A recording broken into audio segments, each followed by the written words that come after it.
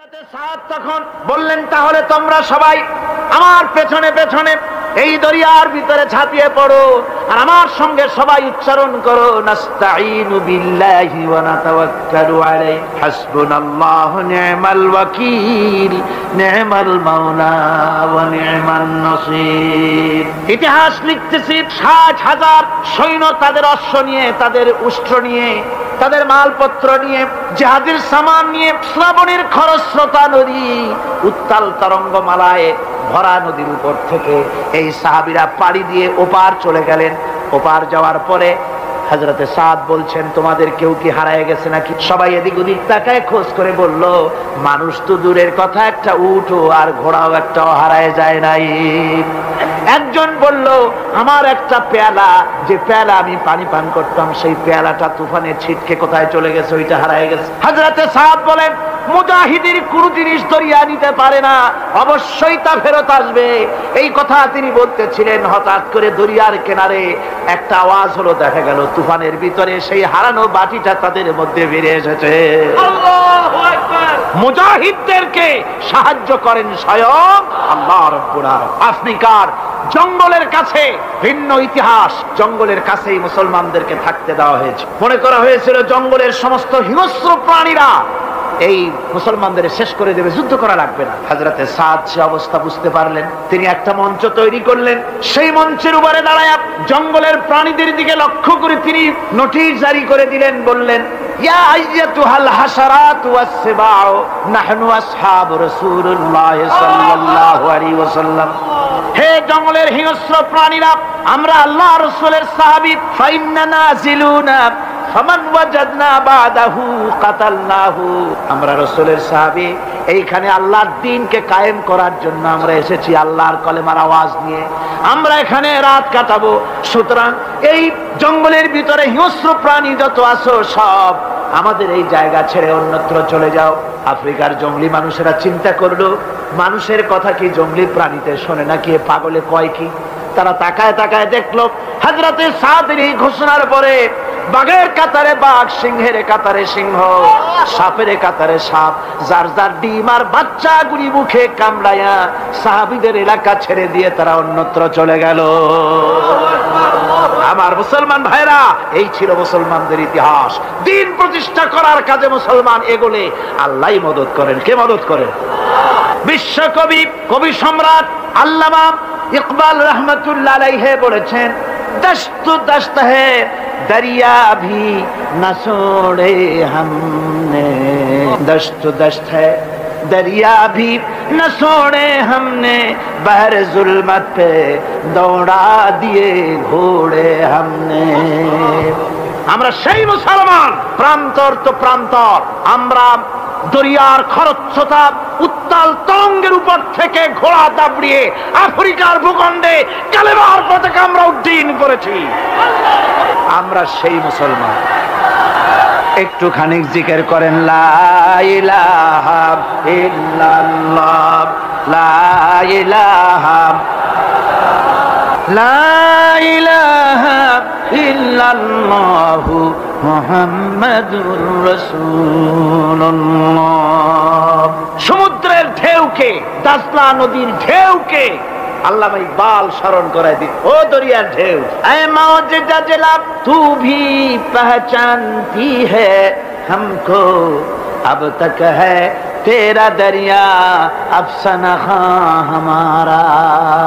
হে টাইগ্রিসের উত্তাল তরঙ্গমালা, নিশ্চয় তোমার ভুলে যাওয়ার কথা নয় যে তোমার উপর থেকেই আমরা দরিয়া পার হয়ে উপরে গিয়ে কালেমার পতাকা উড্ডীন করেছিলাম। আমরা সেই মুসলমান। আজ ইসলামী চেতনা হারায়া আমরা আজকে দুনিয়ার মধ্যে সবচাইতে লাঞ্ছিত, পদদলিত, হেয় প্রতিপন্ন জাতিতে পরিণত হয়েছি। আমার ভাইরা, মহাকবি, বিশ্বকবি, কবি সম্রাট আল্লামা ইকবাল রহমতুল্লাহ আলাইহি সুন্দর করে বলেছেন, মুসলমানদেরকে লক্ষ্য করে বলেছেন, ঘোষণা করো, বাতিলদেরকে জানায়া দাও, আমরা মাথা নত করার জাতি নই। আমরা মাথা নত করার জাতি। ভারত আজ আমাদের দিকে চোখ রাঙায়, ভারত চোখ রাঙায় তাকায় আমাদের। দুনিয়ার অনেকেই আমাদের দিকে চোখ রাঙায়। বিশ্বকবি আল্লামা ইকবাল বলেছেন, বাতিল সে দবনে ওয়ালে আয়ে আসমান নেহি হাম, বাতিল সে দবনে ওয়ালে আয়ে আসমান নেহি হাম, সবর কর চুকা হ্যায় তু ইমতিহান হামারা। বাতিলের সামনে মাথা নত করার জাতি আমরা নই। ওই আকাশ সাক্ষী, জমিন সাক্ষী, আমরা মাথা দিয়েছি কিন্তু মাথা নত করি নাই, শির দিয়েছি আমামা দেই নেই, সে জাতি আমরা। সুবহানাল্লাহ। সেই জাতি আজ দুনিয়ার বুকে লাঞ্ছিত পদদলিত হচ্ছে। কারণ কি? কারণ হচ্ছে একমাত্র এই যে আমরা আমাদের জীবনের উদ্দেশ্য ভুলে গিয়েছি। আমার ভাইয়েরা, আল্লাহর এই রাস্তায়, আল্লাহর এই দিন প্রতিষ্ঠার জন্য লড়াই হবে, জিহাদ হবে। জিহাদের কথাই বলতেছি। এই জিহাদ হলো পৃথিবীর নির্যাতিত নিপীড়িত মানুষের মুক্তির জন্য জিহাদ। জিহাদ কি জন্য? আমরা রাষ্ট্রপ্রধান হব, আমরা দেশ দখল করব, নেতৃত্ব দিব, এজন্য নয়। আমরা জিহাদ করব মানুষকে, মানুষের তৈরি করা মতবাদ, নির্যাতন থেকে, জুলম থেকে, অত্যাচার থেকে মানুষকে বাঁচাবার জন্য, মানবতা নিগৃহীত নির্যাতিত মানবতার মুখে মুক্তির হাসি ফোটাবার জন্য আমরা করব লড়াই। সেই লড়াইয়ে এগিয়ে আসতে হবে তরুণদেরকে। কাদেরকে? জোরে বলতে হবে, কাদেরকে? তরুণদের আসতে হবে, যুবকদের আসতে হবে। আমার আনন্দে বুক ভরে যায় যখন দেখি মাহফিলে, আজকে তো এই মাহফিল কোরআনে কারীমের কথা এই ভূখণ্ডে আল্লাহ বলার তৌফিক দিয়েছেন। 35টি বছর পার হয়ে গেছে, জীবনের 35টি বছর কোরআনে কারীমের সামান্য একটু খেদমত করার তৌফিক আল্লাহ পাক দান করেছে। যখন এই কাজ প্রথম শুরু করি তখন দেখেছি মাহফিলে যারা আসে তাদের 95% দাড়ি পাকা বুড়া মানুষ। কিন্তু দিন যত যেতে লাগলো, দিন যত যেতে লাগলো, 71 পার হয়ে গেল, 72, 73, 74 এলো, আস্তে আস্তে দেখা গেল চিত্র উল্টে গেল।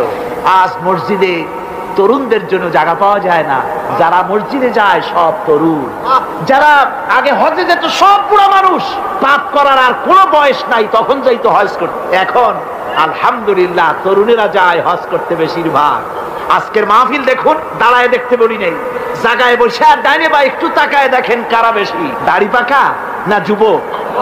যুবক আর তরুণ দিয়ে আল্লাহর এই মুজাহিদ, আল্লাহর এই গোলামদের দিয়ে আল্লাহ মাহফিল ভরে দিয়েছেন। জোরে কোন সুবহানাল্লাহ, জোরে কোন আলহামদুলিল্লাহ। এই তরুণ যুবকরাই হচ্ছে ইসলামের সম্পদ। ইসলামের সম্পদ কে? তরুণ আর যুবকেরা। তোমাদের অবদান ইসলামে সব চাইতে বেশি। মনে রাখবেন যুবকেরা, শোনো, ইসলাম প্রতিষ্ঠিত হয়েছে তোমাদের রক্তের উপরে। কাদের রক্তের উপরে? যুবকদের রক্তের উপর। যারা ইসলাম প্রথম কবুল করেছিলেন তারা কিন্তু বুড়ো ছিলেন না কেউ। প্রথম যে ব্যক্তি ইসলাম কবুল করলেন হযরতে সাইয়্যিদুনা আবু বকর সিদ্দিক রাদিয়াল্লাহু তাআলা আনহু, বয়স ছিল 37 বছর। 37 বছর বয়সে দাঁত টাত পড়িয়া খুনখুনা বুড়া হয়ে গেছিল নাকি? হযরত ওমর ইসলাম যখন কবুল করেন তখন তিনি ছিলেন 26 বছরের টকবগে যুবক। যৌবনের রক্ত পা এবং মাথা পর্যন্ত শিরায় উপশিরায় ধাবমান এই যুবক হযরত ওমর 26 বছর বয়সের সময় ইসলাম কবুল করেন। হযরত আব্দুর রহমান বিন আউফ যখন ইসলাম কবুল করেন বয়স ছিল মাত্র 17 বছর। হযরত আলী যখন ইসলাম কবুল করেন তখন বয়স ছিল মাত্র 8.5 বছর। তোমাদের মতো তরুণেরা, যুবকেরাই সর্বপ্রথম কলেমার পতাকা ধারণ করে রাসূলকে সাহায্য করেছিল। সুবহানাল্লাহ।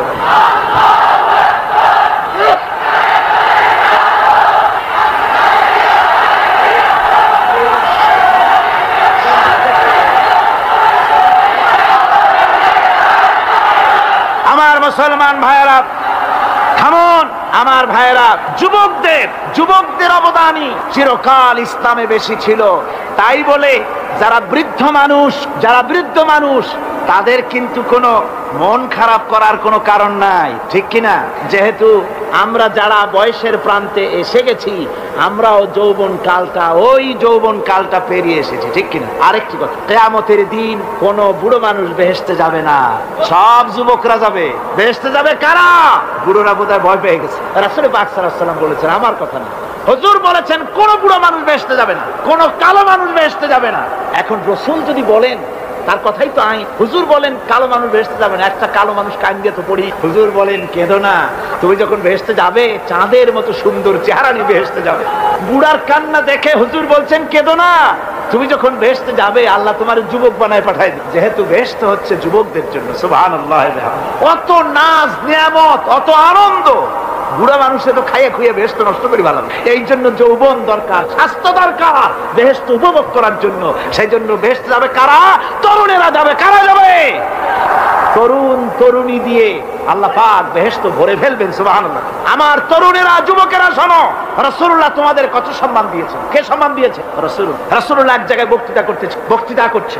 এমন সময় দেখা গেল একজন তরুণ সাহাবী, নাম তার জারীর রাদিয়াল্লাহু তাআলা। চাঁদের মতো চেহারা তার ছিল, খুব সুন্দর চেহারা ছিল তার। হযরত জারীর বসতে না পেরে জায়গা পায় না, দাঁড়ায় আছে। রাসূল নিজের গায়ের চাদরটা খুলে জারীরের দিকে নিক্ষেপ করলেন, বললেন জারীর দাঁড়িয়ে আছো, আমার চাদরের উপরে বসো। সুবহানাল্লাহ। হযরতে জারীর রাসূলুল্লাহর চাদর নিয়ে চুমা খাইতে লাগলেন আর বললেন আকরামাকাল্লাহ কামা আকরামতানি ইয়া রাসূলুল্লাহ। হে রাসূল, আল্লাহ আপনার সম্মান আরো আরো অনেক বাড়িয়ে দিক, যেমন আপনি আমাকে মর্যাদা দিলেন। হে রাসূল, আপনার চাদরে পৃথিবীর কোন মানুষ বসতে পারে? আমার তরুণ ভাইয়েরা, আমার যুবক ভাইয়েরা, তোমাদেরকে রাসূল মহব্বত করতেন, ভালোবাসতেন সবচেয়ে বেশি। তোমরা আজ বাতিলের শিকার। কার শিকার? বাতিলের শিকার। তোমাদেরকে কি দেওয়া হয়? যে সব রাজনৈতিক দলের যুবক যারা তোমরা এখানে আছো, জিজ্ঞেস করি তোমাদের নেতারা তোমাদেরকে কি দেয়? দেয় অস্ত্র, দেয় টাকা, দেয় নারী ভোগ করার জন্য পয়সা, তোমাদের চরিত্র ধ্বংস করার জন্য সব রকমের হাতিয়ার তুলে দেয়। তোমাদের হাতে শোভা পায় কলম, হাতে শোভা পায় খাতা, হাতে শোভা পায় বই। বই খাতা কলমের পরিবর্তে তোমাদের নেতারা তোমাদের হাতে তুলে দেয় স্টেন গান, তুলে দেয় হেরোইন, তুলে দেয় টাকা। এরা তোমাদের নেতা নয়, এরা তোমাদের জীবনের দুশমন। কি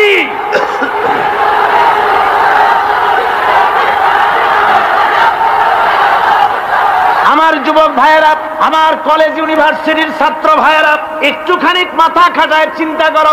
তোমার নেতারা যারা ঢাকা থেকে আসে বা এখানে বাস করে, ওই নেতারা যখন রাজনৈতিক প্রোগ্রাম করতে আসে তখন কি একবারের জন্য তোমাদেরকে বলে ও ছেলেরা তোমরা কি নামাজ ঠিক মতো পড়ো কিনা? বলে? এই যে রোজা আসতেছে, খবরদার বাবারা তোমরা রোজা রেখো, এরকম কথা বলে নাকি? তোমার উস্তাদদের সম্মান করো, এ কথা বলে নাকি? বরং টাকা দেয়, পয়সা দেয়, যে শিক্ষক তোমার মতের উল্টা করবে ঠ্যাঙ্গাইয়া জনমের মতো টাইট করে দিবা। ঠিক কিনা?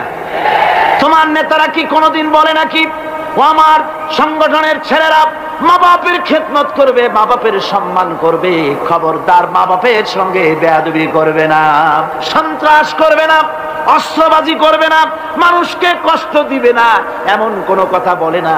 আমার যুবকেরা শোনো, ওরা টাকা দিয়ে, অস্ত্র দিয়ে, পয়সা দিয়ে, মদ দিয়ে ওরা নিজেদের ক্ষমতা টিকায় রাখার জন্য তোমাদেরকে লাঠির মতো ব্যবহার করে।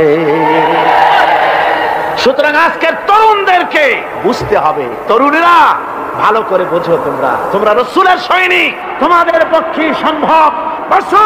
আমি বুঝতে পেরেছি কথা যেহেতু তরুণদের, আর তরুণদের জনসমুদ্র, কাজী জনসমুদ্রের মধ্যে উত্তাল ঢেউ তো সৃষ্টি হবেই, স্বাভাবিক। কিন্তু সেই স্বাভাবিকতার সুযোগ নিয়ে দাঁড়ায় বিশৃঙ্খলার সৃষ্টি করবেন না। আমার ভাইরা, আমরা ইসলাম আমাদের আদব শিক্ষা দেয়। কি শিক্ষা দেয়? আদব। শুধুমাত্র কোন লোক পেশাব পায়খানার কথা বললে তাকে রাস্তা ছেড়ে দেবেন, যেতে বলবেন, তা না হলে তো আপনাদেরই অসুবিধা হবে। কথা বুঝতে পেরেছেন? বাকি কেউ উঠবেন না, দাঁড়াবেন না। এত বড় বেহেশতি মাহফিল জীবনে আরেকবার পাবো কোন নিশ্চয়তা আছে? আপনি আমাকে বলেন আল্লাহর আকাশের নিচে, জমিনের উপরে এর থেকে শ্রেষ্ঠ কোন মাহফিল আছে নাকি? কারণ এ মাহফিল কোরআনের মাহফিল। কিসের মাহফিল? এর থেকে শ্রেষ্ঠ মাহফিল আল্লাহর আকাশের নিচে জমিনের উপরে হতে পারে। সুতরাং বেয়াদবি কেউ করবে না। তরুণেরা, যুবকেরা, তোমাদের এগিয়ে আসতে হবে, নির্যাতিত মানবতার পাশে তোমাদেরকে দাঁড়াতে হবে। আজ শ্রমিকরা তাদের ন্যায্য পাওনা পাচ্ছে না, কৃষক তাদের উৎপাদনের মূল্য পাচ্ছে না, নারী তার সতীত্বের গ্যারান্টি পাচ্ছে না। মানুষেরা আজ নির্যাতিত, নিপীড়িত। সারা পৃথিবীতে Bosnia, Algeria, Somalia, Palestine, Kashmir, Burma, Philippines, Bharat, পৃথিবীর সর্বত্র নির্যাতিত মুসলমানদেরকে বাঁচাবার জন্য আমার খালিদ বিন ওলীদের উত্তরসূরিরা, সালাউদ্দিন আইয়ুবী, জামালউদ্দিন আফগানি, হযরত আলীর উত্তরসূরি, আজকের মাহফিলের যুবক আর তরুণরা, তোমরা কি রক্ত দিতে পারবে?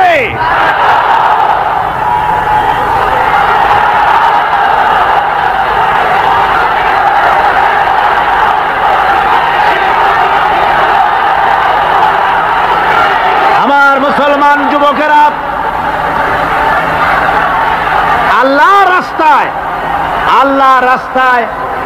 আল্লাহর রাস্তায় রক্ত দিলে তার অবস্থা কি হবে শোনো। আল্লাহ রাব্বুল আলামিন বলেছেন, ওয়ালা তাকুলু লিমান ইউকতালু ফি সাবিলিল্লাহি আমওয়াত বাল আহইয়াউ ওয়ালাকিন লা তাশউরুন। আল্লাহ রাব্বুল আলামিন বলেন, আমার রাস্তায় যারা নিহত হয়েছে, আমার রাস্তায় যারা জীবন দিল, ওরা মরে গেছে এই কথা তোমরা বলো না, ওরা জিন্দা। ওরা কি? আমার রাস্তায়, আমার দিন প্রতিষ্ঠার জন্য, মানবতার মুখে হাসি ফুটাবার জন্য, নির্যাতিত মানবতার গোলামীর জিনজির থেকে তাদেরকে বাঁচাবার জন্য সংগ্রাম করতে গিয়ে যারা জীবন দিল, ওরা মরে নাই, ওরা জিন্দা। ওরা কি? আল্লাহ বলেন, আল্লাহ পাক বলেন, ওরা জিন্দা তোমরা জানো না, আমার কাছ থেকে তারা রিজেক্ট প্রাপ্ত হয়। যারা শহীদ হয়, শাহাদাতের কথা শুনে যাদের ভয় লাগে, অস্ত্রের খোঁচা খায়া, গুলি খায়া, বায়োনেট খায়া, ড্যাগারের গুতা খায়া মরা, জানি কত যন্ত্রণা। নবীজি বলতেছেন, আন আবি হুরায়রা রাদিয়াল্লাহু তাআলা আনহু আন্না রাসূলুল্লাহ সাল্লাল্লাহু আলাইহি ওয়াসাল্লাম মা ইয়াজিদু আশ-শাহীদু মিন মাসসিল কাতল কামা ইয়াজিদু আহাদুকুম মিন মাসসিল কারছা। তিরমিজি, নাসাই। আল্লাহ নবী বলেছেন, হযরত আবু হুরায়রা হাদিসটি বর্ণনা করেছেন, নবীজি বলেছেন, শাহাদাতের মওত হলো তোমাদের কেউ যদি আরেকজনকে একটা চিমটি কাটে, ওই চিমটি কাটায় যতটুকুন যন্ত্রণা, শাহাদাতের মওতের চাইতে বেশি কিছু যন্ত্রণা নয়। শাহাদাতের মওতটা হচ্ছে একটা সেতু। এটা কি সেতু? এটা ব্রিজ। এপারে দুনিয়া, ওপারে আল্লাহ। সুবহানাল্লাহ ওয়া বিহামদি। মরার সাথে সাথে দিদার ইলাহি নসিব হয়ে যাবে। সুবহানাল্লাহ। সাহাবায়ে কেরাম, আপনি চিন্তা করেন, তাদের মা, বাবা, বিবি, বাল বাচ্চা, সন্তান সবকিছুকে ফেলে রেখে আল্লাহর দ্বীনের জন্য রক্ত দিতে পেরেছেন। কি কারণে? জীবনকে তাদের কাছে তুচ্ছ মনে হয়েছে। এই জীবন জীবন নয়, ওই জীবনই তো সবচেয়ে সেরা জীবন, যে জীবনে আমার মাওলা আমার উপরে খুশি হয়ে যাবে, সুবহানাল্লাহ, আমার মাবুদ আমার উপরে খুশি হয়ে যাবে, ওইটা হচ্ছে সবচেয়ে নিয়ামতের মওত। এই জন্য রাসূল সাল্লাল্লাহু আলাইহি ওয়াসাল্লাম বলেছেন, কেউ যদি শাহাদাতের তামান্না করে দিল থেকে, সে যদি তার বিছানায়ও মরে, আল্লাহ পাক ওটাকে শাহাদাত হিসেবে ধরে নেবে। হযরত ওমর রাদিয়াল্লাহু তাআলা আনহু দোয়া করতেন, আল্লাহুম্মা রযুকনি শাহাদাতান ফি সাবিলিক ওয়াজআল মাউতি ফি বালাদি রাসূলিক। আয় আল্লাহ, তুমি দয়া করে মেহেরবানি করে আমাকে শাহাদাতের পেয়ালা পান করাও।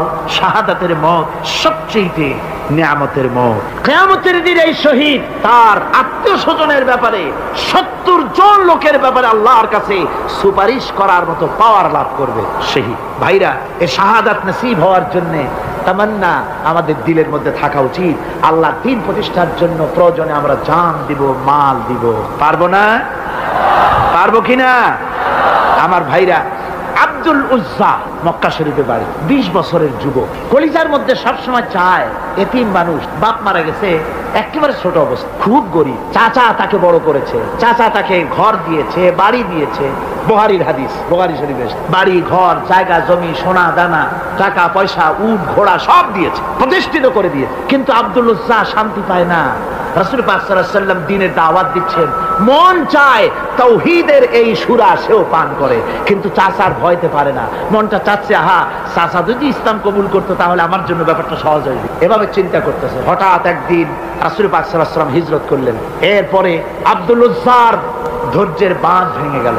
আব্দুল উজ্জা গিয়ে বলছে, চাচা, মুহাম্মদ সাল্লাল্লাহু আলাইহি ওয়াসাল্লামের নাম তো নিশ্চয়ই শুনেছেন। বলে, হ্যাঁ শুনেছি। তিনি যে ইসলামের দাওয়াত দেন, ওটা আপনার কাছে কেমন লাগে? তার মানে বলছে যে, আমার কাছে তো খুব ভালো লাগে। চাচা, ইসলাম কি কবুল করবেন?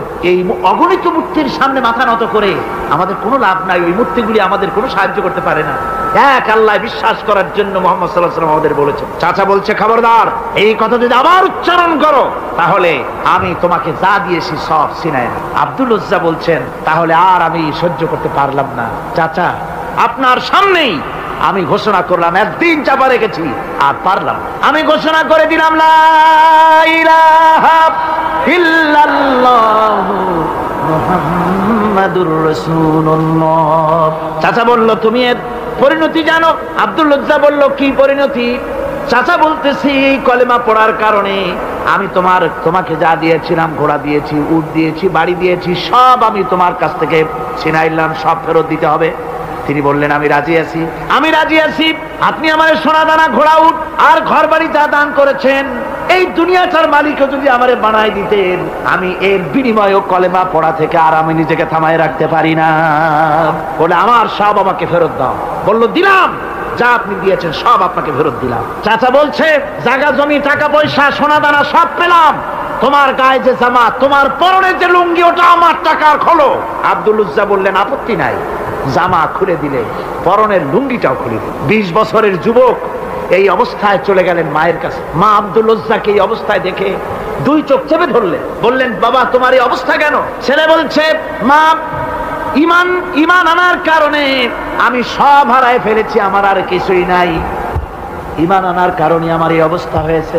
মা বলছে, বাবা আমার কাছে কি চাও? ছেলে বলছে, মা আমি চলে যেতে চাই মদিনায়, আল্লাহর নবী মুহাম্মদুর রাসূলুল্লাহ সাল্লাল্লাহু আলাইহি ওয়াসাল্লামের দরবারে চলে যেতে চাই, আমি একটু বস্ত্র চাই।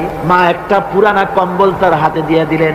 আব্দুল উজ্জা কম্বলটাকে ছিঁড়ে এক টুকরা কোন রকম হাঁটুর উপরে জড়ায় নিলেন, আর এক টুকরা গায়ে দিয়ে নিলেন। আব্দুল উজ্জা এবার বহু কষ্ট করে মরুভূমি পাড়ি দিয়ে মদিনা মুনাওয়ারায় চলে গিয়ে বাব জিবরিল থেকে ঢুকে আসহাবে সুফফার চবুতরার সামনে বসে আছেন, ছেঁড়া কম্বল পরা।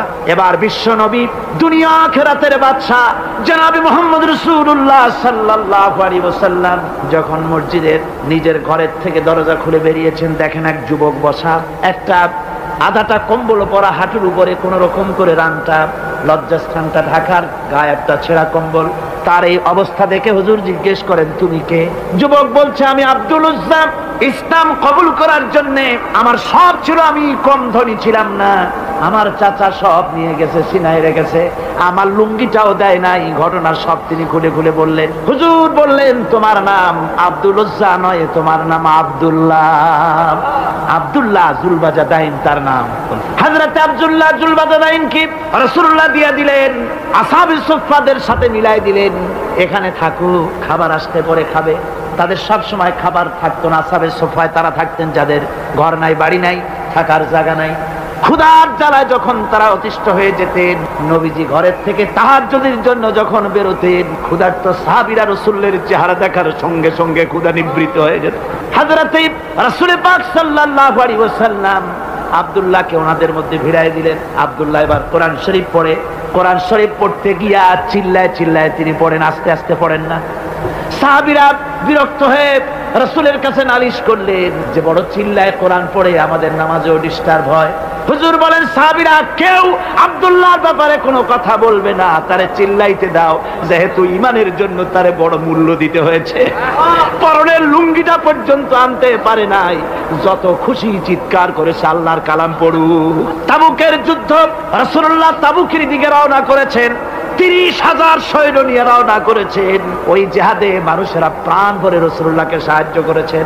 মেয়ে লোকেরা নাকের ফুল, কানের দুল, গলার হাল খুলে খুলে রাসূলের কদম মোবারকে দিয়ে দিয়েছে। ধনীরা টাকা পয়সা সব দিয়েছে। হযরত আবু বকর তো যা ছিল সব এনে দিয়েছে, কিছু ছিল না ঘরে। রাসূল রওনা করলেন।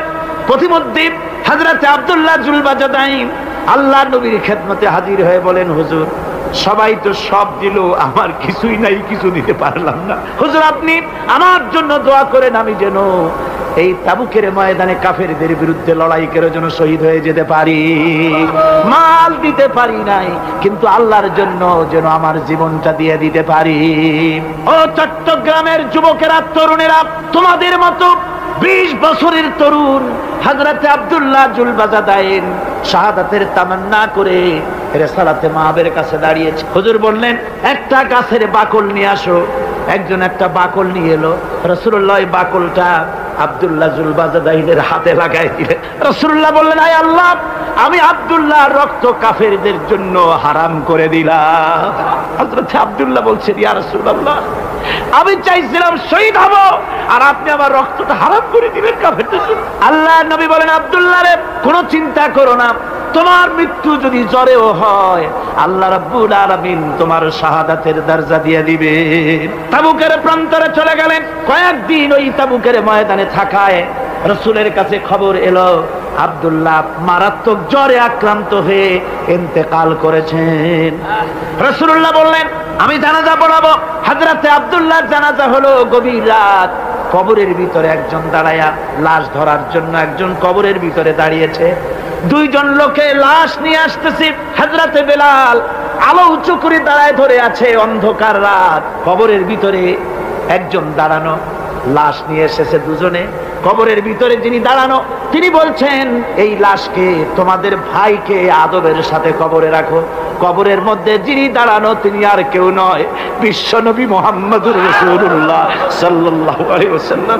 হযরত রাসূলুল্লাহ বলতেছেন, আবু বকর, ওমর, তোমাদের ভাইকে আদবের সাথে কবরে রাখো, খবরদার বেয়াদবি করো না। কবরের মধ্যে আল্লাহ নবী আব্দুল্লাহ জুলবাজাদাইনকে নিজ হাতে শোয়াই দিয়া কবরের উপরে পাথর বিছিয়ে দিয়ে নবীজি বললেন, রব্বুল আলামিন, আজকের এই সন্ধ্যা পর্যন্ত আমি আব্দুল্লাহর প্রতি রাজি ছিলাম, তুমিও আব্দুল্লাহর প্রতি সন্তুষ্ট হয়ে যাও। হযরত ইবনে মাসউদ রাদিয়াল্লাহু তাআলা আনহু বলেন, আমি চিৎকার মেরে কেঁদে কেঁদে বললাম, আল্লাহ, আজকে যদি এই কবরে আব্দুল্লাহ না হয়ে আমি হতাম, আমার কিসমতটা ভালো হয়ে যেত। যুবকেরা, ও তরুণ মুসলমানেরা, তোমরাই রক্ত দিয়ে ইসলাম কায়েম করেছো। কে কায়েম করেছে ইসলাম? মুসলিম তরুণেরা, মুসলিম যুবকেরা। তোমাদের অবদান সব চাইতে বেশি। আজ মুসলমান যুবকদের চরিত্র নাই। মদ, জুয়া, জেনা, ব্যভিচার করে করে সর্বনাশ করে দেওয়া হলো। সরকারি ভাবে, বেসরকারি ভাবে, বিভিন্ন ভাবে যুবকদেরকে মিসগাইড করার জন্য মদ দেওয়া হয়, টাকা দেওয়া হয়, অস্ত্র দেওয়া হয়, সব দিয়ে যুবকদের চরিত্র নষ্ট করা হচ্ছে। অথচ যুবক হচ্ছে একটা জাতির মেরুদণ্ড। জাতির কি মেরুদণ্ড? এই মেরুদণ্ডকে ঘুণে ধরেছে, এই মেরুদণ্ড নষ্ট করার ব্যবস্থা করা হয়েছে। আমার মুসলমান ভাইয়েরা, হাদিস থেকে শোনো, বদরের প্রান্তরে যুদ্ধ হবে। রাসূলুল্লাহ সাহাবায়ে কিরামদেরকে রেডি করেছেন, কিন্তু এই যুদ্ধটা বড় মারাত্মক। এই জিহাদ বড় মারাত্মক। জিহাদ হবে, চাচার বিরুদ্ধে ভাতিজা জিহাদ করবে, বাপের বিরুদ্ধে সন্তান অস্ত্র ধারণ করবে, ভাইয়ের বিরুদ্ধে ভাই অস্ত্র ধারণ করবে।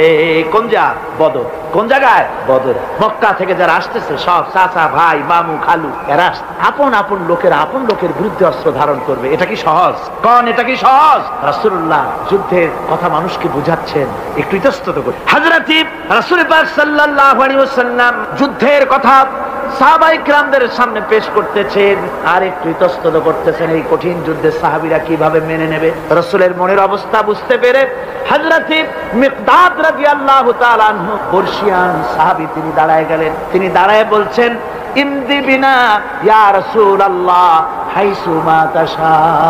হে রাসূল, আপনি আমাদেরকে নিয়ে চলুন, আল্লাহ যেদিকে আপনাকে যেতে বলে, হাইসু মা তাশা, হাইসুমা আমারাকাল্লাহ, যেদিকে আল্লাহ আপনাকে যেতে বলেন আমাদেরকে নিয়ে আপনি সেদিকে চলেন। ইন্না লা নাকুলু লাকা কামা ক্বালা বানু ইসরাঈল লিমূসা আলাইহিস সালাম, ইযহাব আনতা ওয়া রাব্বুকা ফাকাতিলা ইন্না হাহুনা কাঈদুন। আমরা মুসা আলাইহিস সালামের উম্মতের মতো বলবো না যে, হে মুসা, তুমি আর জিবরাইল আর তোমার আল্লাহ যুদ্ধ করো, আমরা ঘরে বসে আরাম করি। এই কথা আমরা বলবো না হুজুর। বল ইযহাব আনতা ওয়া রাব্বুকা ফাকাতিলা ইন্না মাকুমা মুকাতিলুন। হে রাসূল, বরং আমরা বলবো আপনি যুদ্ধ করুন, আপনি আমাদের নিয়ে চলুন, আমরা লড়বো আপনার সাথে কাফেরদের বিরুদ্ধে। ততক্ষণ পর্যন্ত লড়বো মা দামাত আইনুম মিন্না তাতাররাফ। ও রাসূল, যতক্ষণ আমাদের চোখের একটা পাতাও নড়ে ততক্ষণ আপনার সাথে আমরা লড়বো। সুবহানাল্লাহ। মানে জীবন যতক্ষণ আছে আপনার সাথী হয়ে কাফেরদের বিরুদ্ধে লড়তে থাকবো। হুজুর খুব খুশি হয়ে, হুজুর কি হলেন? দারুণ খুশি হয়ে গেলেন। আল্লাহর নবী খুশি হয়ে বললেন, ও সাহাবীরা, তোমাদের মানসিক অবস্থা যখন এই কুবু বিনা ইলা জান্নাতিন জান্নাতুন আরদুহা কারদিস সামাওয়াতি ওয়াল আরদ। ও সাহাবীরা, তোমাদের মানসিকতা যখন এমন, তখন আমার সাথে তোমরা দাঁড়াও, আমার সাথে ওঠো, আমার সাথে চলো। জান্নাতের দিকে। রাসূলুল্লাহ বলেন, আমার সাথে চলো বেহেশত। কোন বেহেশত? এমন বেহেশত যে বেহেশতের বিশালতা আর প্রশস্ততা ওই বিশাল আকাশ আর জমিনের চাইতেও বেশি। এই বিরাট জান্নাতের দিকে চলো আমার। ফাকামা উমাইর বিন হামাম ওয়া কানা ইয়াকুলু তামার। যুবকেরা, তোমাদের মতো তরুণ, তোমাদের মতো এক যুবক যার নাম উমাইর, তিনি দাঁড়িয়ে গেলেন, হাতে ছিল খোরমা। খোরমা খাত, দেখেন বক্তৃতা হয়, মাঠে ওয়াজ নসিহত হয়, আর যুবকেরা দাঁড়ায় দাঁড়ায় বাদাম হয় না। ওই সাহাবী ওই সময় তো বাদাম টাদাম হয়তো পায় না, খোরমা খাত, খোরমা চাবাচ্ছে, বিচি ফেলায় দিতেছে, আর এইভাবে খাচ্ছে আর হুজুরের কথা শুনে। হুজুরের কথা শুনে উমাইর বলছেন, বাহ বাহ, এটা একটি আঞ্চলিক শব্দ, এর অর্থ হচ্ছে আয়মা আযমাহু ওয়া মা আহসানাহু। হে রাসূল, আপনি কত সুন্দর কথা বললেন, আপনি কি বিশাল কথা বলেছেন, কত বড় কথা বলেছেন। জিহাদ করলে, জান দিলে এমন বেহেশত পাবো, জান্নাতুন আরদুহা কাআরদিস সামাওয়াতি ওয়াল আরদ, যে বেহেশতটা হবে ওই বিশাল আকাশের চাইতেও এমন বেহেশত পাবো। ওয়াল্লাহি লাউ কুনতু হাইয়ান হাত্তা আকুলাহুম ইন্নাহা লাহায়াতুন তাবি। আল্লাহর কসম, আমি যদি হাতের সবগুলি খোরমা খেতে যাই তাহলে তো অনেক সময় লাগবে, বেহেশতে যেতে দেরি হয়ে যাবে, অনেক দেরি হয়ে যাবে বেহেশতে যেতে। ফারামা বিহিন্না, হাতের সবগুলি খোরমা তিনি ফেলে দিন। ও যুবকেরা, হযরত ওমর তোমার মতো যুবক খোরমা খাওয়া সহ্য করলেন না আল্লাহর জান্নাতে যাওয়ার লোভে। জান্নাতে যেতে দেরি হয়ে যাবে, আল্লাহর সঙ্গে দিদার করতে দেরি হয়ে যাবে, এই মনে করে হাতের খোরমাগুলি ফালায় দিলেন, জিহাদের ময়দানে ঝাঁপায়ে পড়লেন। হাদিস শরীফে এসেছে, উমাইর জিহাদ করে বেশ কিছু কাফেরদেরকে নিহত করে নিজেও শহীদ হয়ে গেলেন। রাসূলুল্লাহ বদরের শাহাদাতের জানাজা করার সময় একজন সাহাবী বলে দিলেন, হুজুর, এই সেই উমাইর, আপনি যখন বেহেশতের কথা বলছিলেন, খোরমাগুলি খাওয়ার তর সহ্য হয় নাই বেহেশতে যাওয়ার জন্য, এই সেই উমাইর। আল্লাহর নবী উমাইরের কাছে দাঁড়ায় আঙ্গুল দিয়ে তার শরীরের দিকে দেখায় বললেন, ইন্নাকা মিন আহলিহা। ও যুবক, যেই বেহেশতের জন্য খোরমা খাওয়ার সময় তুমি পাও নাই, আমি নবী সাক্ষী দিচ্ছি তুমি অবশ্যই সেই বেহেশতের অধিবাসী, ওই বেহেশত তোমার জন্য। সুবহানাল্লাহ। আমার ভাইরা, কিয়ামতের দিন এই জান্নাত আল্লাহ রাব্বুল আলামিন দান করবেন ওই সব লোকদের জন্য যারা জান দিবে, মাল দিবে, রক্ত দিবে আল্লাহর দ্বীনের জন্য। কিসের জন্য? আল্লাহর দ্বীন কায়েমের জন্য। যারা জান মাল ওয়াকফ করে দেবে, জীবনকে উৎসর্গ করে দেবে, তাদের জন্য আল্লাহ পাক এই বিরাট নিয়ামত রেখেছেন। তরুণদের বলতে চাই, যুবকদের বলতে চাই, আর বাতিলের পেছনে ঘুরো না, আর তোমার ওই সব নেতাদের পেছনে ঘুরো না যারা নিজেরাও নামাজ পড়ে না, তোমাকেও নামাজের কথা বলে। ওরা নিজেরা মিথ্যা কথা কয়, তোমরা টের পাও না? কি বলেন, টের পাওয়া যায় না? মারামারি করে নিজেরা আর বদনাম দেয় অপরের উপরে। চোখের সামনে যারা এরকম পারে, চোখের সামনে যারা এরকম পারে, তাহলে রাত দিন 24 ঘন্টা তাদের আমলটা কেমন? এদের পেছনে ঘুরে কোনো লাভ নাই। কোনো লাভ আছে? হ্যাঁ, একটা লাভ আছে। সেই লাভটা হচ্ছে টাটকা কিছু সুখ পেতে পারো, কিছু মদের টাকা, কিছু হোটেলের টাকা, কিছু পরের মেয়ে নিয়ে ঘোরার টাকা, কিছু ভ্রমণের টাকা, কিছু অস্ত্রপাতি, ত্রাস সৃষ্টি করা। আর ত্রাস সৃষ্টি করবা, কয়টা অস্ত্রের মালিক হইছো? যুবক, তরুণ, বিপদগামী তরুণদের বলবো, সরকার অননুমোদিত অস্ত্র যাদের কাছে আছে, শুনে রাখ, এই অস্ত্র কাউকে ক্ষমা করে, এই অস্ত্র কাউকে ক্ষমা করে না। সাপ পোষার মতো, যে সাপ তুমি দুধ কলা দিয়ে পোষো, ওই সাপ তোমাকে আবার দংশন করবে। ওঝা মরে না? মরে না? সাপ খেলা যারা দেখায় তারা মরে কিনা? ওই সাপেই তাকে কাটে। সুতরাং গভর্নমেন্ট অনুমোদিত অস্ত্র তোমার কাছে, পাইপ গান, রিভলভার, স্টেন গান, এলএমজি, আদমজি, কত রকমের অস্ত্রপাতি যুবকদের কাছে। ঘুম নাই, সারা রাত অস্ত্র থাকে কাছে, আর কি কি লাল পানি খাইয়া চোখ দুইটা থাকে এত বড় বড়, দেখলেও ভয় করে, মাথায় ভাল্লুকের মতো। মানুষ মারো তোমরা, মানুষ মারো। আহা, যারে মারলা একটুখানি হিউম্যান বিবেক দিয়ে চিন্তা করো। যাকে মেরেছ ওই রাত্রে তার বাড়ির কাছে যাও, ওই রাত্রে গোপনে তার বাড়ির কাছে গিয়ে দেখো তার মা কিভাবে তার সন্তানের জন্য কাঁদতেছে, মায়ের কোলটা খালি হয়েছে বলে কিভাবে কাঁদতেছে, তার বাবা কিভাবে কাঁদতেছে, তার বউ থাকলে কিভাবে ছটফট করতেছে, তার কলিজার টুকরা সন্তান থাকলে কিভাবে আব্বা আব্বা বলে কাঁদতেছে। যারে গুলি করে মেরেছো একবার বাড়ির কাছে গিয়ে কান পাচা শোনো। মনে রাখো যুবক, সন্ত্রাসীরা, শুনে রাখো, অস্ত্র দিয়া মানুষকে যারা মেরেছো, আল্লাহর কসম করে বলি, যেভাবে মেরেছো ওইভাবে তোমাকেও নিহত হতে হবে, কোনো সন্দেহ নাই। বাড়িতে গিয়ে ডায়েরিতে লিখে রাখো আমার কথা। থামুন, বাড়িতে গিয়ে ডায়েরিতে লিখে রাখুন, ডায়েরিতে লিখে রাখুন। যদি তুমি কাউকে হত্যা করে তার বউকে যদি বিধবা বানায় থাকো, তোমার বউ বিধবা হবেই। তুমি যদি কারো ছেলেকে এতিম বানায় থাকো, তোমার ছেলেকে আল্লাহ এতিম বানায় রাস্তায় ভিক্ষা করায় ছাড়বে। তুমি যদি কারো বাপকে মাকে কাঁদায় থাকো, আল্লাহ রাব্বুল আলামিন তোমার মা বাপকে কাঁদাবে। তুমি যদি বেয়নটের খোঁচা দিয়া, ড্যাগারের খোঁচা দিয়া একটা মানুষকে যদি বুক ফেরে থাকো, তোমার বুকটা ঝাঁঝরা করে দেওয়ার মতো অস্ত্র আল্লাহ তৈরি করে রেখেছে। বিশ্বাস করো, বিশ্বাস করো। অননুমোদিত অস্ত্র থানায় জমা দিয়ে দাও, মসজিদে ঢোকো, নামাজ পড়ো, চরিত্রবান হয়ে যা। তোমাদের প্রতি আমার উদাত্ত দাওয়াত, আমার বুক ভরা দরদ। তোমাদের বিরুদ্ধে আমাদের কোনো বিদ্বেষ নাই, হিংসা নাই, আছে কলিজা বড় ধরদ। দেখতে পাচ্ছি জাহান্নামের দিকে যাচ্ছে। এ পথটা কোন দিকের পথ? যারা বলেন কোথার পথ? ওই নেতাদের পিছনে আর চলো না, তওবা করো। ওই নেতাদের পিছনে আর যাবে না যারা তোমাদেরকে টাকা দেয় আর অস্ত্র দেয়, যারা তোমাদেরকে মদ দেয় আর নারী দেয়, ওদের পিছনে আর চলবে না। ওয়াদা করো। যুবকরা কি পারবে ওয়াদা করতে? ওই সব নেতাদের পিছনে জীবনে আর যাবে না। ওয়াদা করতে পারো? হাত উঁচু করে দেখাও যুবকেরা।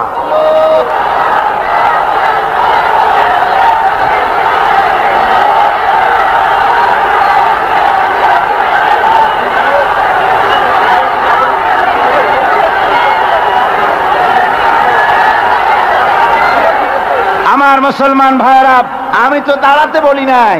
জি জি জি জি জি জি বসেন বসেন। জি বুঝতে পেরেছি, কালকের টেকনিক অবলম্বন করেছেন আপনারা আর কি। এই সুযোগে একটু কোমরটা সোজা করে নিলেন। বুঝতে পেরেছি, আমরা কিছু মাইন্ড করিনি। এখন বসেন বসেন, তাড়াতাড়ি বসে যান। কথা আমার অনেক, সময় কম, না তাড়াতাড়ি শেষ করব। বসেন। আপনারা না বসতে তো কথা বলতে পারবো না, বসতে হবে। অত্যন্ত জরুরি জরুরি কথা আছে, সে কথাগুলি আমাদের শুনতে হবে। যেহেতু এই মাহফিলের পর আবার আপনাদের সামনে কথা বলতে পারবো, এর কোনো গ্যারান্টি নাই। আছে নাকি কোনো গ্যারান্টি? নাই। সুতরাং বসতে হবে, কেউ দাঁড়াবে না। জোরে সোরে জিকির করেন, লা ইলাহা ইল্লাল্লাহ, লা ইলাহা। আমার ভাইরা, আজকের মাহফিলের সবচেয়ে বড় আকর্ষণ আখেরি মোনাজাত, ঠিক না? কোরআনে কারীমের মাহফিলের মোনাজাত অবশ্যই কবুল হবে ইনশাআল্লাহ। এত মানুষের দোয়া আল্লাহ ফিরাতে পারেন না। তার নাম রহমান, তার নাম রহিম, তার নাম গফুর, তার নাম গাফফার।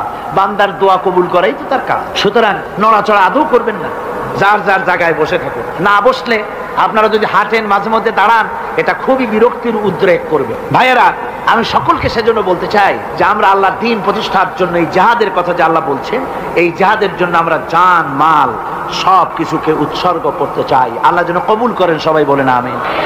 আনন্দ, আরাম আর বিলাসিতায় আমরা আমাদের জীবনকে ভাসায় দিয়ে, যার কারণে আমাদের জিল্লত। এ মুসলমানদের উরুজ, এ মুসলমানদের তারাক্কি কিভাবে আসছে শুনুন। বিশ্ব কবির ভাষা, বিশ্ব কবি আল্লামা ইকবাল रहमतुल्लाह अलैहि বলেছেন, आ तुझे बताओ तकदीर उमम क्या है, आ तुझे बताओ तकदीर उमम क्या है, शमशेर उसना अव्वल ताऊस और बाब आखिर। এসো আমি তোমাকে এই জাতির উন্নতির কথা শোনাই। এই জাতির উন্নতি তখন হয় যখন এক হাতে থাকে কোরআন আর এক হাতে থাকে তরবারি, তখন হয় জাতির উন্নতি। আর এই জাতি যখন কোরআন আর তরবারি ছেড়ে দিয়ে যখন তানপুরা, বেহালা, সারিন্দা, নারিন্দা, গিটার, ফিটার, সারেগামা, পাদানিসার পেছনে যখন লাগে, কপাল তখনই পড়ে। কপাল পড়ে কখন? তখনই পড়ে। আজ আমাদের টেলিভিশন, আমাদের রেডিও, আমাদের সংস্কৃতি সব সারেগামার সংস্কৃতি। কিসের সংস্কৃতি? আগে তো মুসলমানের ঘরে প্রত্যেক দিন সকাল বেলায় আওয়াজ আসতো, মুসলমানদের ঘরে সকাল বেলায় মুসলমানদের ঘরে ঘরে জানালার ফাঁক দিয়ে আওয়াজ আসতো, বিসমিল্লাহির রহমানির রহিম। সূরা ইয়াসিন, সূরা রহমান ইত্যাদির তেলাওয়াত ভেসে আসতো। এখন আর তেলাওয়াত ভেসে আসে?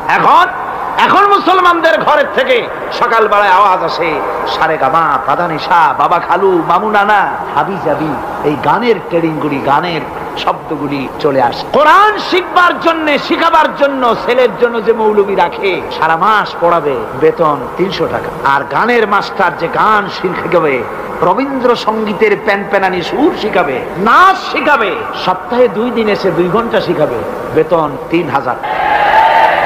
কপাল পোড়া জাতি। কি পোড়া জাতি?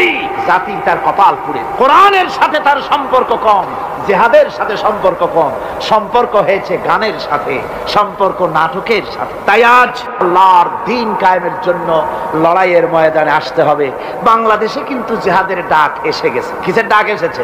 জিহাদের ডাক। এই জিহাদে সাড়া দিতে হবে। আমি আগেই বলেছি ওই জিহাদ ওই রকম না যে লাঠি ঠ্যাঙ্গা নিয়ে যাবাই বলবো। জিহাদ হচ্ছে বাতিলের বিরুদ্ধে। টেলিভিশনের ভিতরে নাটকের মাধ্যমে ইসলামকে অসম্মান করা হচ্ছে, মুসলমানদের দাড়িকে অসম্মানিত করা হচ্ছে, টুপিকে অসম্মানিত করা হচ্ছে, তারপরে সিনেমার ভিতরে গানের মধ্যে ইসলামকে অপমানিত করা হচ্ছে, যার কারণে এর বিরুদ্ধে জাতি সোচ্চার না হওয়ার কারণে আস্তে আস্তে মুসলমানদের ঈমান কমে যাচ্ছে। বাতিল শক্তিশালী হয়ে আক্রমণ করছে। আপনারা বলেন ভারতের কি ক্ষমতা মসজিদ ভেঙে দেয়? এই পৃথিবী কি মুসলমান কম? জোরে বলেন মুসলমান কম? তাহলে ভারতের বাবরি মসজিদ তারা ভাঙলো কি করে? সাহস পেল কোথা? সাহস পেয়েছে আমরা আমাদের ঐক্য বিনষ্ট করি, আমাদের ঐক্য ভেঙে ফেলেছি। আমরা একজন আর একজনকে গালি দেই, মুসলমান না বলে গালি দেওয়া হয়। পরস্পরের মহব্বত নাই, স্বীকৃতি নাই, শ্রদ্ধা নাই, ঐক্যবদ্ধভাবে আমরা নাই। আমরা আমাদের চরিত্র নাই, চরিত্র নষ্ট করেছি। ফলে তারা বুঝতে পেরেছে এই মুসলমান সেই মুসলমান নয় যারা জীবনের চাইতে মৃত্যুকে বেশি ভালোবাসতো, যাদের চরিত্র ছিল উন্নত। এরা সেই জাতিরা, এরা মিথ্যা কথা বলে, এরা জুয়া খেলে, এরা মদ খায়, এরা জেনা করে, এরা বদমাশি করে। এদের সেই চরিত্র নাই যেই চরিত্রের বলে আমাদের অপকর্মের মোকাবেলা করতে পারে। এই বিশ্বাস নিয়ে তারা বাবরি মসজিদের উপরে হামলা করেছে। বাবরি মসজিদ ভাঙলো। মসজিদের উপরে যখন শাবল মারা হচ্ছিল, কেবল নিউজ নেটওয়ার্কের মাধ্যমে আমরা এই দৃশ্য দেখেছি, টেলিভিশনের পর্দায় দেখেছি শাবল মারা হচ্ছে। তখন মনে হচ্ছিল শাবল তো মসজিদের উপরে পড়ছে না, শাবল যেন পড়ছে পৃথিবীর 125 কোটি মুসলমানের কলিজার উপরে। ভারত মসজিদ ভেঙে দিল। এরপরে এই মসজিদ ভাঙলো বিজেপি, শিবসেনা সহযোগিতা করলো ভারতের প্রধানমন্ত্রী নরপশুরাও। এই পৃথিবীর বর্তমান পৃথিবীর নিকৃষ্ট মানব সন্তান, জঘন্য শয়তান নরপশু। ওইটা নরসীমা নয়, ভারতের প্রধানমন্ত্রী মানুষ না, এটা একটি শয়তান। জোরে বলেন এটা কি? পৃথিবীর ইতিহাসকে কলঙ্কিত করেছে। আজ পর্যন্ত পৃথিবীতে কোথাও মসজিদ ভাঙা হয়েছে এর কোন ইতিহাস। আর ভারতের বেয়াদব সরকার বাংলাদেশে যখন সংসদে ভারতীয় এজেন্টদের প্রতিবাদের মোকাবেলায় যখন ভারতের এই কাজের নিন্দা জানানো হলো, ভারতের বেয়াদব সরকার তখন বলছে বাংলাদেশের গতিবিধির উপরে আমরা কড়া নজর রাখছি। বেটা বেয়াদব, বাংলাদেশ কি তোমার ভুটান না সিকিম? বাংলাদেশের উপরে কড়া নজর রাখার অধিকার তোমার নাই। এই পৃথিবীতে বাংলাদেশের সবচাইতে বড় দুশ্মন ভারত। সবচাইতে বড় দুশ্মন কে?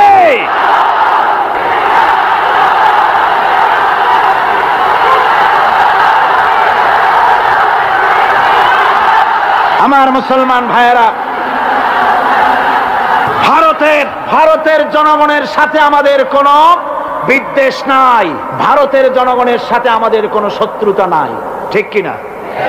আমাদের দুশ্মনী নরপশুর সাথে। তুমি একটা সরকার, তোমার হাতে রয়েছে সেনাবাহিনী, তোমার সাথে বিএসএফ, তোমার হাতে ল্যান্ড ফোর্স, এয়ার ফোর্স, সব বাহিনী তোমার হাতে। মসজিদ ভাঙে চোখের সামনে, তোমার বাহিনীর লোকেরা অস্ত্র নিয়ে দাঁড়িয়ে থাকে, একটা ফাঁকা গুলিও করলো না। করছে একটা ফাঁকা গুলি?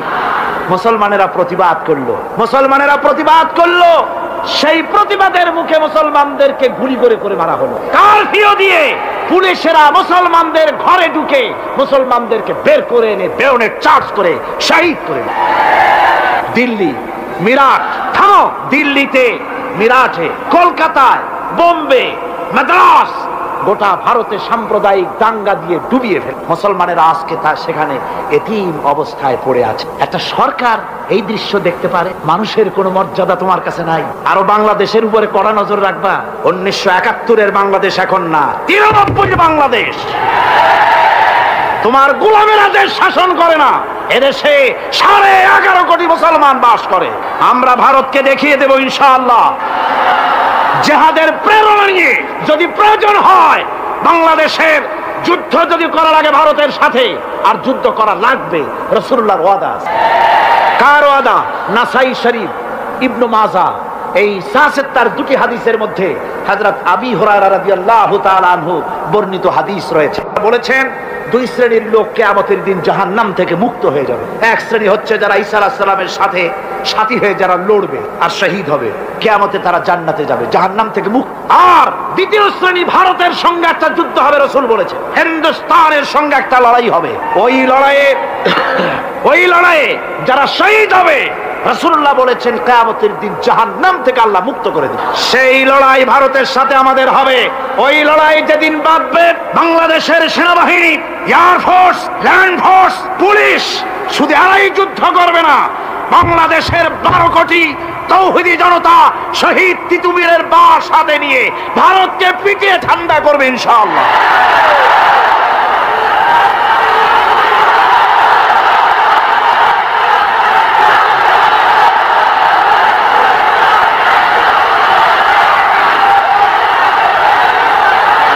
আমার দেশে ভারতের মসজিদ ভাঙার প্রতিবাদে আমাদের দেশে একটা হিন্দুও মরে নাই, কথা ঠিক কিনা কন? কিন্তু ভারতে ভেঙেছে তারা বাবরি মসজিদ। আমার দেশের 15 জন মুসলমান পুলিশের গুলিতে নিহত। আমার দেশে হিন্দু মরে নাই। তোমরা আমার দেশে, সেখানে আমার মুসলমান মেরে। হযরত আব্দুল্লাহ বিন ওমর রাদিয়াল্লাহু তাআলা আনহু বলছেন যে আমি রাসূলের সঙ্গে কাবা শরীফ তাওয়াফ করতেছিলাম। আমি বলতে শুনলাম রাসূল বলছেন, হে কাবা, তোমার কত মর্যাদা, তোমার কত সম্মান, তুমি কত মহান, তোমার কত ইজ্জত।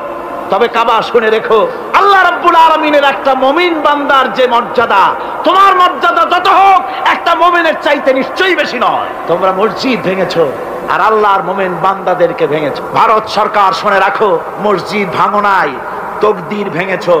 মসজিদ যেভাবে মসজিদের ইটগুলি টুকরা টুকরা হয়েছে, গোটা ভারত আজ হোক কাল হোক মসজিদের ইটের মতোই টুকরা টুকরা হয়ে যাবেই যাবে ইনশাআল্লাহ।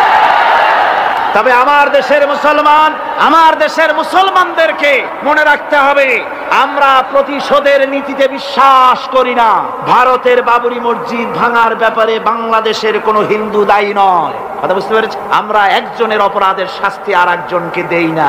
বাংলাদেশের কোনো হিন্দু ওই ঘটনার জন্য দায়ী নয়। আমাদের দেশে মন্দির 2-4টা ভেঙেছে, আমরা খবর, এই মন্দিরগুলি মুসলমানেরা ভাঙে। এই মন্দিরগুলি ভারতের এজেন্টদের উস্কানিতে হিন্দুরা নিজেরা ভেঙে, মুসলমানেরা ভাঙে। ভারতীয় দালালেরা বাংলাদেশের সারা পৃথিবীতে সাম্প্রদায়িক সম্প্রীতির ভাব মূর্তিকে ক্ষুণ্ণ করার জন্য এই কাজ তারা করে।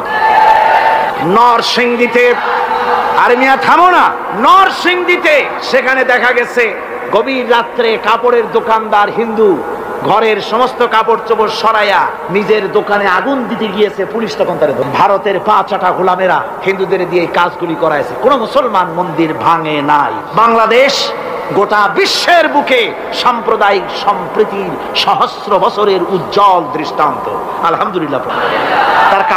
তার কারণ হচ্ছে আল্লাহর নবী বলেছেন সংখ্যালঘু মুসলিম এলাকায়, সংখ্যাগরিষ্ঠ মুসলিম এলাকায় সংখ্যালঘু অমুসলিম যারা, তারা হতেছে পবিত্র আমানত। ওই আমানতের কেউ যদি খেয়ানত করে, অর্থাৎ অমুসলিমদের উপরে যদি কেউ অত্যাচার করে, তাহলে আমি নবী মুহাম্মদুর রাসূলুল্লাহ সাল্লাল্লাহু আলাইহি ওয়াসাল্লাম কিয়ামতের দিন আল্লাহর দরবারে মুসলমানদের বিরুদ্ধে মামলা দায়ের করব।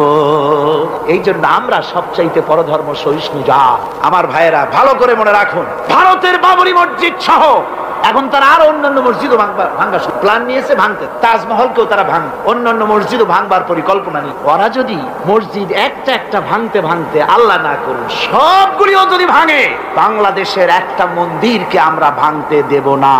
এর নাম ইসলাম। এর নাম কি?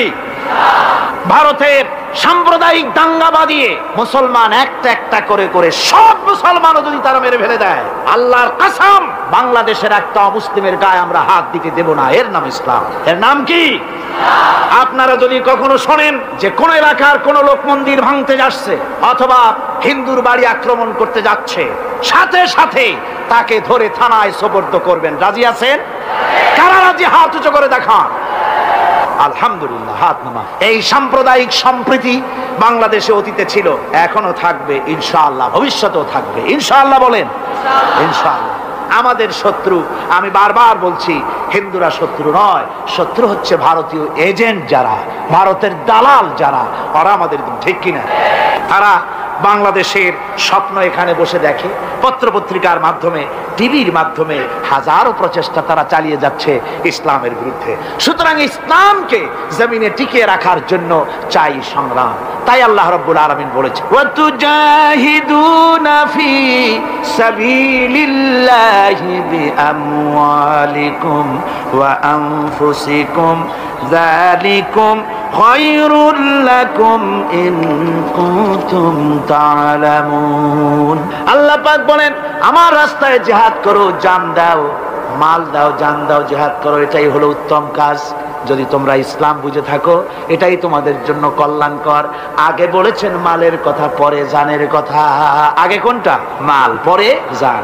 যেহেতু আমরা জানের চাইতে মালের মহব্বত করি বসি, ঠিক কিনা? তো মালের মহব্বত করি বেশি, আমরা কথায় কথায় বলি, আরে ভাই দরকার যদি হয় জানটা দিয়ে দিব, আর জান যদি দিয়েই দেন তো মালটা তো থেকেই গেল। এই জন্য আল্লাহ বলেছেন মাল আগে দাও, তারপরে জান দাও। আমরা খুব চালাক, আমরা জান দিতে প্রস্তুত, মাল দিতে প্রস্তুত নই। একবার একটা লোক যাচ্ছে রাস্তা দিয়ে, সাথে তার প্রিয় কুকুর, কুকুরটা জিহ্বা বেরিয়ে গেছে, মরে যাচ্ছে। কুত্তার মালিক কাঁদতেছে। একজন লোক এসে বলে, ভাই তুমি কাঁদো কেন? কয় যে আমার এই কুত্তাটা খুব প্রিয় কুকুর, কুকুরটা মরে যাচ্ছে তাই কাঁদ। কুকুর মরে কেন? কয় কুকুরটা মরতেছে 3 দিন ধরে আমি কোনো খাবার তাকে দিতে পারি না, সেই জন্য কুকুরটা মরে। আচ্ছা হোক, তবু তো আল্লাহর সৃষ্ট এক প্রাণী, কি খেতে দেওয়া যায়? এদিক ওদিক তাকায় দেখে কুকুরের মালিকের কাছেই রয়েছে একটা পোটলা। কয় মিয়া তোমার এই পোটলার মধ্যে কি? কয় পোটলার মধ্যে হালুয়া আর রুটি। তোমার পোটলার মধ্যে হালুয়া আছে, রুটি আছে। কুত্তা মরে ক্ষুধার জ্বালা, আর তুমি সেখানে কান্দো, ওর থেকে এক টুকরো রুটি দিলেই তো কুত্তা বাঁচে। কুত্তার মালিক বলছে, মিয়া সাহেব ওই সব ফতো আমারে শুনেন, এগুলো আমি খুব জানি। রুটি আর হালুয়া দিলেই তো আমার পয়সা খরচ হবে, ওর দরদে যে কাঁদতেছি এজন্য তার পয়সা খরচ হচ্ছে। আমাদের অবস্থা কিন্তু তাই হয়ে, ইসলাম বিদায় হয়ে যায়, যাক না, কিন্তু আমি কাঁদবো, পয়সা দিব না। রাসূলের করুণ ঘটনাগুলি শুনে চোখের পানি ফেলবো, কিন্তু এই করুণ ঘটনা কেন ঘটলো সেই ময়দানে আমরা পা ফেলবো না। এরকম একটা অ্যাটিটিউড, এ ধরনের একটা মেন্টালিটি আমাদের মধ্যে গ্রো করেছে, ঠিক কিনা কর? আমার ভাইয়েরা, মাল দিতে হবে, জান দিতে হবে, সবকিছুকে উৎসর্গ করে দিতে হবে আল্লাহর দ্বীন প্রতিষ্ঠার জন্য। যার পয়সা আছে, পয়সা দিয়ে কি করবেন যদি আল্লাহর দ্বীন এ জমিনে কায়েম না হয়? আল্লাহর দ্বীন কায়েম না হলে অসত্য, বদমাশি, শয়তানি, সব রকমের অন্যায় কাজ দিয়ে ভরে যাবে দেশ, ক্রমান্বয়ে অশান্তির দিকে যাবে। শান্তি আসবে কেবলমাত্র ইসলাম প্রতিষ্ঠা হলে পরে। আমাদের অবস্থা হলো যে আমরা ওই কুফাবাসীদের মতো। কাদের মতো? কুফাবাসীদের মতো। কুফাবাসীরা হযরত ইমাম হোসেনের জন্য দারুণ ভাবে কেঁদেছে, ঠিক কিনা? কুফাবাসীরা ইমাম হোসেনকে দাওয়াত দিছিল কারা? কুফাবাসীরা। অনেকগুলি চিঠি তারা লিখছে। কুফাবাসীরা ইমাম হোসেনকে ভালোবাসতো, দাওয়াত দিয়েছে, তার জন্য কেঁদেছে। কিন্তু কুফাবাসীদের চোখের পানিটা ছিল ইমাম হোসেনের জন্য, আর অস্ত্র, টাকা পয়সা সবটা ছিল এজিদের। কথা বুঝতে? কুফাবাসীদের মতো অবস্থায় আমাদের হয়েছে। কুফাবাসীদের হযরত ইমাম হোসেনের জন্য তারা শুধু চোখের পানি ফেলেছে, আর টাকা পয়সা অস্ত্রপাতি যা ছিল সব ছিল তাদের এজিদের জন্য। আমাদের অবস্থাও তাই, আমরা ইসলামের জন্য শুধু চোখের পানি ফেলি, আর যখন ভোট দেই তখন ইসলাম যারা চায় না তাদেরকেই ভোট দেই, ঠিক কিনা?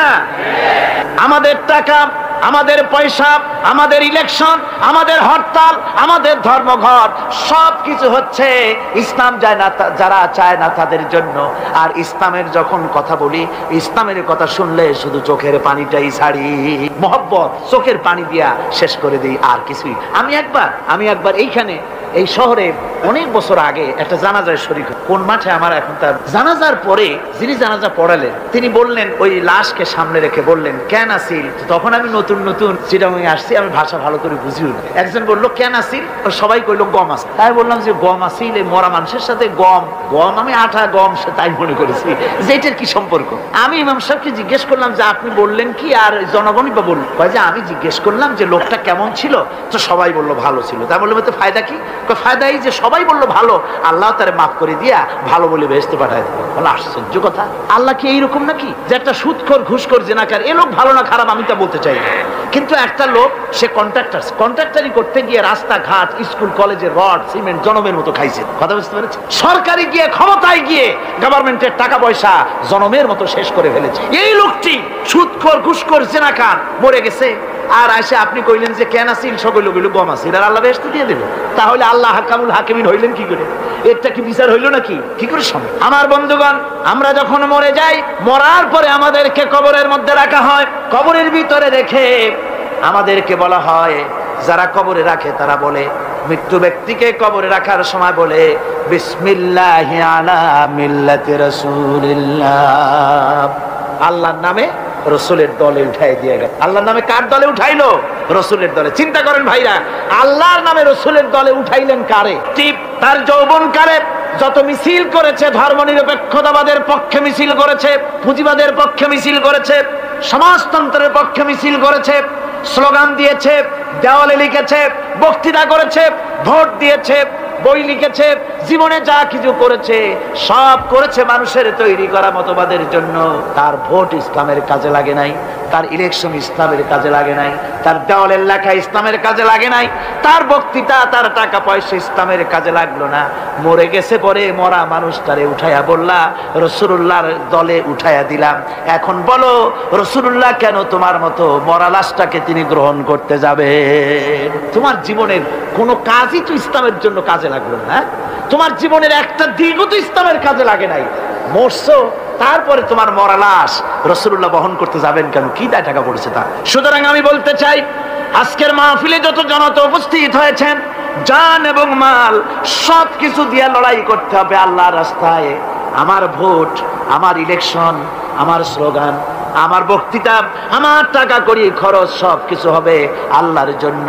কুল ইন্না সালাতি ওয়া নুসুকি ওয়া মাহইয়ায়া ওয়া মামাতি লিল্লাহি রাব্বিল আলামিন। সবাই পড়েন, ইন্না সালাতি ওয়া নুসুকি ওয়া মাহইয়ায়া ওয়া মামাতি লিল্লাহি রাব্বিল আলামিন।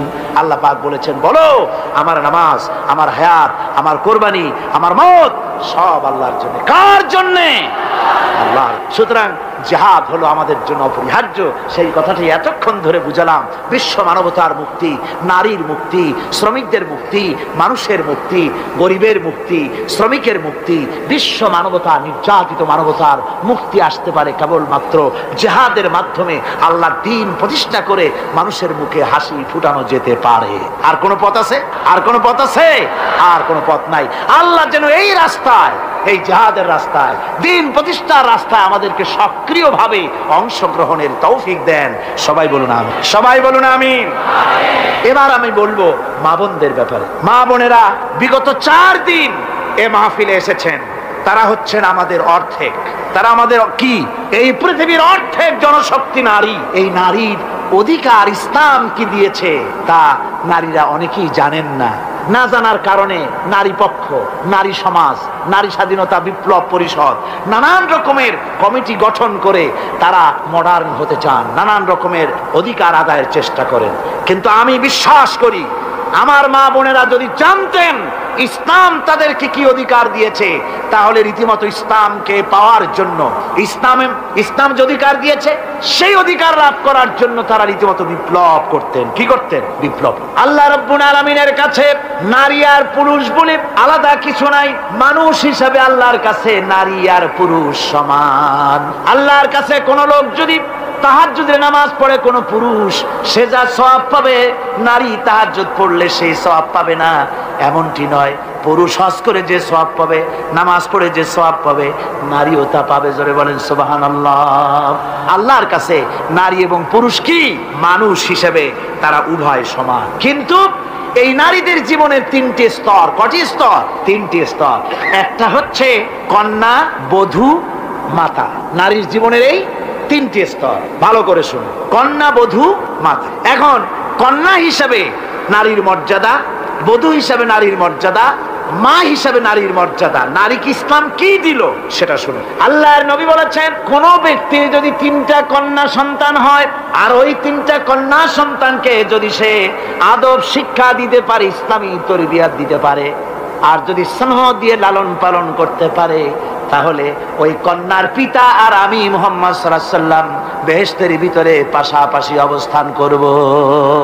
সুবহানাল্লাহ পড়ে এ কথা কিন্তু রাসূলুল্লাহ কোথাও বলেন নাই যে কারো যদি 3টা ছেলে হয় তো আমার সাথে আর সে বেহেশতে একসাথে থাকবে, না তা বলা হয় নাই। বলা হয়েছে কন্যার ব্যাপারে। কার ব্যাপারে বলা হলো? ভালো করে শুনুন। রাসূলুল্লাহ বলছেন কোন ঘরে যখন একটি সন্তান, একটি কন্যা সন্তান জন্মগ্রহণ করে তখন একজন ফেরেশতা সেই ঘরে ঢোকে, একজন রহমতের ফেরেশতা আসে। ওই রহমতের ফেরেশতা ঘরের মধ্যে ঢুকে বলে, আসসালামু আলাইকুম ইয়া আহলাল বাইত, হে ঘরের মালিকের আল্লাহর রহমত তোমাদের উপরে বর্ষিত হোক। এই কথা বলে ওই ফেরেশতা ঘরের মধ্যে গিয়ে কন্যার মাথার উপরে হাত বুলায় আর বলতে থাকে, এই কন্যা সন্তানটি একটা দুর্বল শরীর থেকে বেরিয়ে এসেছে, এও একটা দুর্বল দেহ, একে যে লালন পালন করবে, দয়া দিবে, স্নেহ দিবে, আল্লাহ রাব্বুল আলামিনের সাহায্য কিয়ামত পর্যন্ত তার সাথে থাকবে। অথচ আমাদের দেশে দেখা যায় মেয়ে হলে অনেকের মুখ কালো হয়ে যায়। বন্ধুরা জিজ্ঞেস করে, মিয়া শুনছিলাম তোমার বোন নাকি বাচ্চা হবে, তা অনেক মাস হয়ে গেল, কোনো খবর টবর তো পাইলাম না। কয় যে ভাই আশা করছিলাম যা তা হয় নাই, সেই জন্য টেলিফোনও করি নাই। কি হয়েছে? বলে একটা মেয়ে হয়ে। আছে না এরকম কপাল পোড়া? আছে কিনা কন? বারবার মেয়ে হয় বলে স্ত্রীকে তালাক দিয়েছে, এমন ঘটনাও বাংলাদেশে ঘটেছে। বোর যদি বারবার মেয়ে হয় তাহলে সেজন্য কি স্ত্রী দায়ী? যদি মানুষের জন্য দায়ী হয় মেয়ে বারবার হওয়ার জন্য, তাহলে তুমি স্বামী, তুমি তুলসী দুধের দোয়া তুলসী পাতা হলে কি করে? তুমিও তো দায়ী তার জন্য। আসলে স্বামী স্ত্রী মেয়ে হওয়ার জন্য, ছেলে হওয়ার জন্য কেউ দায়ী। এ কোরআনে কারিমে রব্বুল আলামিন বলেছেন, আমি যাকে খুশি শুধু ছেলে দেই, যাকে খুশি শুধু মেয়ে দেই, যাকে খুশি তাকে ছেলেও দেই, মেয়েও দেই, আবার যাকে খুশি আমি কিছুই দেই না। তা আমার কুদরত। সুতরাং এতে মন কালা করার। নবীজি বলেছেন, কন্যার পিতাদেরকে গালি দিও না। অনেকে টিটকারি করে, বারবার মেয়ে হয় ছেলে একটাও হয় না, সেই জন্য টিটকারি বটকারি করে। আল্লাহ নবী বলেছেন, মেয়ের পিতাকে গালি দিও না, ঠাট্টা করো না, যেহেতু আমি মুহাম্মদ রাসূলুল্লাহ সাল্লাল্লাহু আলাইহি ওয়াসাল্লাম, আমি মেয়েদের পিতা, আমি নিজে মেয়েদের পিতা, খবরদার মেয়েদের পিতাকে গাল দিও। রাসূলুল্লাহ বলেছেন, আকাশের নিচে জমিনের উপরে খাদিজার মতো মহিলা আর নাই। সেই হযরতে খাদিজা রাসূলের 4টি মেয়ে পেটে ধারণ করেছিলেন। সুবহানাল্লাহ। মেয়ের প্রতি রাসূলুল্লাহ যথেষ্ট মহব্বত করতেন, মেয়েকে খুব ভালোবাসতেন হুজুর সাল্লাল্লাহু আলাইহি ওয়াসাল্লাম। হুজুরের কলিজার টুকরা ছিলেন মা ফাতিমা রাদিয়াল্লাহু তাআলা আনহা। হুজুর যখন কোথাও যেতেন সকলের শেষে দেখা করতেন ফাতেমার সঙ্গে, আর বিদেশ থেকে সফর করে এসে সকলের আগে দেখা করতেন ফাতেমার সঙ্গে। সুবহানাল্লাহ। রাসূলুল্লাহ আরো বলেছেন, তোমরা যখন বাজারে যাবে বা ব্যবসা করতে যাবে বা বিদেশে যাবে, আসার সময় যে সব হাদিয়া নিয়ে আসো। আমরা যখন বাইরে যাই, বাজারে যাই, কিছু হাদিয়া আনি না? জামা কাপড়, চকলেট ইত্যাদি আমরা আনি।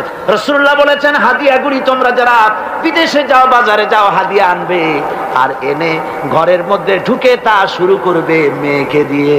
প্রথমে দেবে মেয়েকে। সুবহানাল্লাহ। মেয়ের মর্যাদা ইসলামে সব চাইতে বেশি। কোন যুগে? যে যুগে মেয়ে হলে পরেই মাটির নিচে ঘেরে রাখতো, আছাড় মেরে বের ফেলে দিত। কোন অপরাধে তাদেরকে হত্যা করা হলো? আল্লাহ পাক কোরআনে কারীমে, তাদের অপরাধ আর কিছু না, তারা নারী, এই জন্য তাদেরকে মেরে ফেলা হতো। রাসূলুল্লাহ তাদের ইজ্জত দিলেন। সুবহানাল্লাহ। রাসূলুল্লাহ সম্মান দিলেন, ইজ্জত দিলেন তাদেরকে। কন্যা হিসাবে নারীর এই মর্যাদা। ফাতেমাকে রাসূল এত ভালোবাসতেন, ইন্তেকালের সময় হযরত ফাতেমা কাঁদতে কাঁদতে বেহুশ হয়ে যাওয়ার উপক্রম হয়ে গেল। রাসূলুল্লাহ হযরত ফাতেমাকে ইশারা দিলেন, হযরত ফাতেমা তার কান নিয়ে রাসূলুল্লাহর মুখের কাছে লাগাই দিলেন। আল্লাহ নবী কি যেন বললেন কানে কানে, হযরত ফাতেমার কান্না বন্ধ হয়ে গেল। হযরত আয়েশা বলেন, মা রাসূলুল্লাহ তোমার কানে কানে কি বললো আর তোমার কান্না বন্ধ হয়ে গেল?